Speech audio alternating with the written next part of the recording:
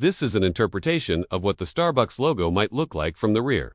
You can see the figure's tail, which is depicted in a wide, open position. It is worth noting that this specific design was a deliberate choice, and as we will explore, it has a somewhat unusual background. To fully grasp why Starbucks selected such a distinctive image for its brand, we need to return to its origins. The year was 1971. The founders, drawing inspiration from the book Moby Dick, settled on the name Starbucks. Since Seattle was a major port city and their coffee beans arrived by ship, they wanted a brand identity connected to the sea. The next step was to find a suitable logo. According to the company's own records, while researching in old marine books, they came across a compelling, mysterious nautical figure, a 16th-century depiction of a twin-toed mermaid, later identified as a siren. They felt they had found their symbol almost immediately. You might think they chose the siren simply because it resembled a mermaid and fit the sea theme. However, there is a more complex, and some would say darker, reason for this decision. The siren carries a history that is somewhat troubling, and the original founders were aware of this. In Greek mythology, the siren was initially portrayed as a creature with the body of a bird and the head of a woman.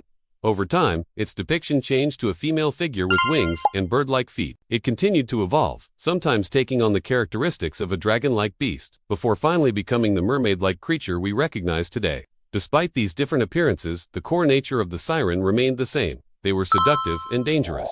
They used their enchanting beauty and voices to lure sailors toward them. Upon hearing a siren's song, sailors would become so captivated that they would steer their ships toward the source, often crashing on the rocks and meeting their end. A famous example is from the story of Odysseus, who had himself tied to his ship's mast to resist their irresistible call. So, what is the connection to Starbucks? Did they not just pick the siren for its mermaid appearance? If you examine the first logo, you see the siren's chest is bare, and her divided tail is shown spread openly. This portrayal was not accidental.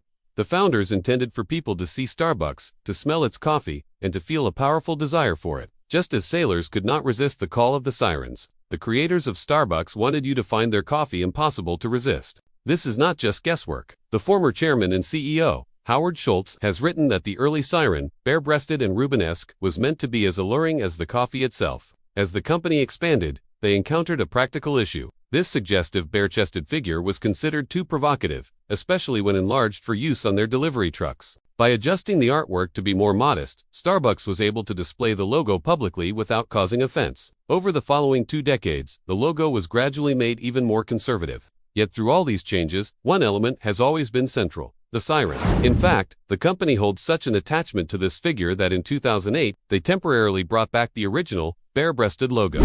This move was not well received by the public and was quickly withdrawn. Starbucks does not even list this version on the official logo evolution page on their website, which demonstrates how committed they remain to this iconic creature. While a marketing strategy based on themes of seduction and irresistibility may seem unusual to some, the enduring success of the brand speaks for itself. If you found this story behind a everyday logo interesting, be sure to give this video a like and subscribe for more content you won't find anywhere else. Thanks for watching.